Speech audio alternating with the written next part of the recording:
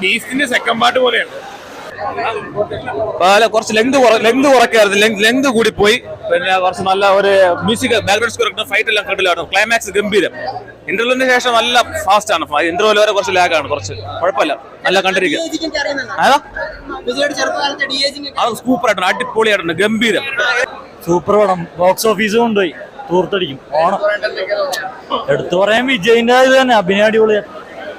പിന്നെ VFX കൊള്ളാം. പഴയ സീനൊക്കെ കുറച്ച് ആനിമേഷൻ ചെയ്തേക്കണ കുറച്ച് ഇതായിട്ട് തോന്നി VFX. അതൊക്കെ കൊള്ളാം, കുഴപ്പമില്ലായിരുന്നു.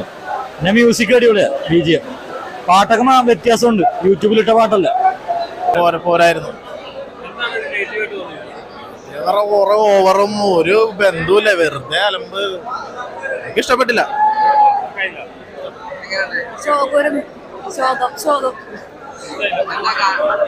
ഞാനൊരു വിജയ് ഫാനാണ്.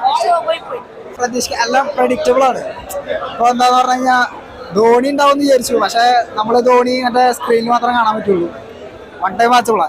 ഇല്ല മേഡം, നമുക്ക് സിനിമയുടെ ആദ്യമൊക്കെ ലാഗാണ്, പിന്നെ കണ്ടുവരുമ്പോ സിനിമ പ്രെഡിക്റ്റ് ചെയ്യാൻ പറ്റും. നമുക്ക് എന്തൊക്കെ സംഭവിക്കണം എന്നുള്ളതൊക്കെ നമുക്ക് പ്രെഡിക്റ്റ് ചെയ്യാൻ പറ്റും.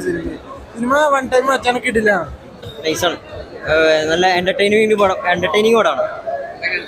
സെക്കൻഡ് ഹാഫ് അല്ല, ഫസ്റ്റ് ഹാഫ് കുറച്ച് ലാഗായിട്ട് തോന്നി. സെക്കൻഡ് ഹാഫിലെത്തുമ്പോൾ അത് ക്ലിയർ ചെയ്യുന്നുണ്ട്. നൈസാണ്. ഓ വിജയ് അടിപൊളിയല്ലേ പെർഫോമൻസ്. വിജയിന്റെ പെർഫോമൻസിലാണ് പടം പോയിക്കൊണ്ടിരിക്കുന്നത്. 2 റോളാണ് ചെയ്തിരിക്കുന്നത്, രണ്ടും അടിപൊളിയായിരുന്നു.